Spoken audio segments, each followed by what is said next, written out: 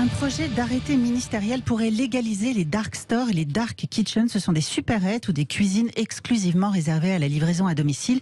Et ce projet inquiète les élus, les riverains et les commerçants. Pour en parler, on reçoit ce matin Bernard Marty, président général de l'Union des métiers et des industries de l'hôtellerie des Bouches-du-Rhône. Bonjour.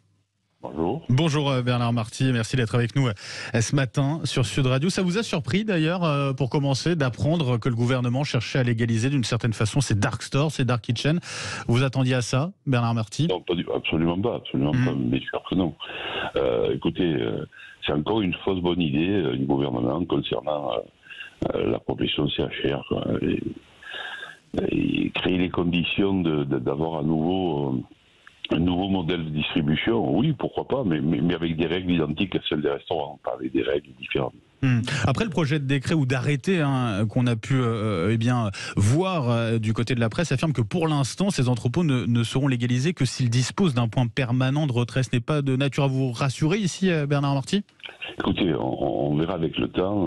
Moi, ce que j'espère, c'est que les appartements resteront des appartements, les garages resteront des garages et les restaurants resteront des restaurants. Parce que j'ai des craintes quant à l'installation de certaines dark kitchens. Quand vous parlez de fausses bonnes idées, c'est-à-dire concrètement? Écoutez, tout est fait de telle sorte que les gens ne se voient plus, qu'on ne se croise plus dans la rue, qu'on ne se croise plus dans les restaurants, qu'on télétravaille. Je veux dire, on va finir par avoir des vies artificielles, parallèles, et puis avoir de vraies vies et de rapports sociaux. Je veux dire, à un moment donné, il va bien falloir créer les conditions de continuer à se rencontrer. Alors, c'est vrai que le Covid a permis tout ça, mais le Covid s'éloigne et donc on a intérêt à retrouver de la vraie vie. Est-ce que du côté de l'UMI, vous avez été consulté à ce sujet? Parce que du côté du gouvernement, on affirme qu'il y a eu une consultation déjà qui a eu lieu au mois de juillet, au mois dernier. Écoutez, pour ce qui me concerne, moi je n'ai été concerné par rien du tout, je n'ai pas été informé de ce truc-là. Il y a peut-être des relations entre l'UMI nationale et le gouvernement, mais je doute. Vous parlez en tout cas de cette évolution, moins de contact finalement d'une certaine manière. Pour vous qui représentez le secteur de la restauration, ces entrepôts et ces restaurants virtuels réservés à la livraison, ils représentent en plus une vraie concurrence, une concurrence déloyale selon vous, Bernard Marty? Absolument. Si les règles qui sont fixées pour les restaurants ne le sont pas pour ces entrepôts, eh bien écoutez, oui, c'est déloyal, effectivement. Nous, on subit au quotidien des normes, des surnormes, des contre-normes, et aujourd'hui, on se rend compte qu'on peut faire tout et n'importe quoi dans un garage, dans un local. Alors, il y a certainement de grands chefs qui cuisinent très bien dans des règles, mais après, ça ne sera pas le cas de tout le monde, et après, le risque de danger sanitaire existera. D'autant qu'on est sur des endroits où il n'y a pas de serveur, quoi. Il y a effectivement peut-être moins de dépenses aussi à gérer par rapport à un restaurant classique. Oui.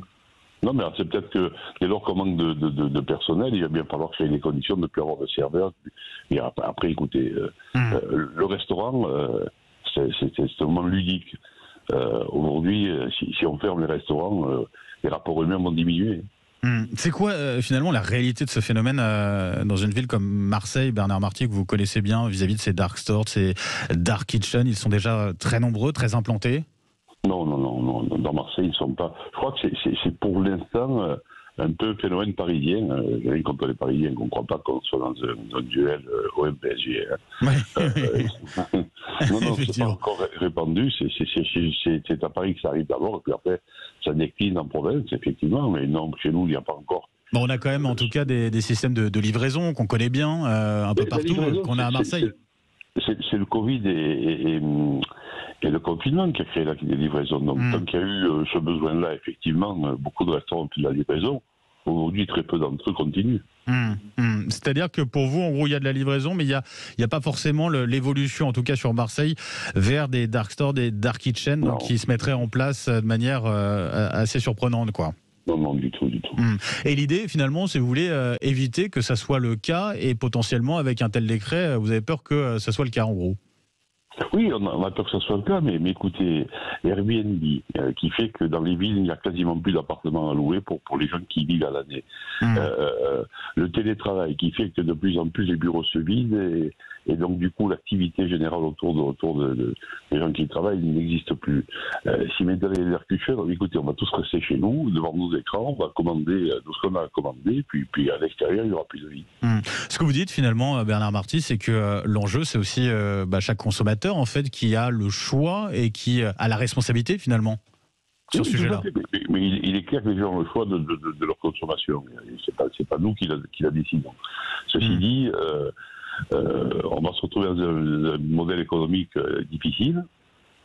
Et puis dans un modèle social aussi difficile. Je veux dire, à un moment donné,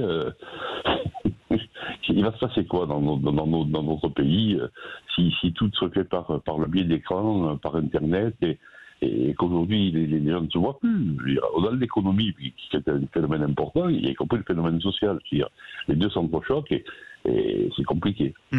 Bernard Marty, si le décret du gouvernement passe en l'état, vous avez prévu de réagir, de monter au créneau du côté de l'UMI ? Je vous l'assure, oui. Ouais. Bien sûr. De quelle manière ?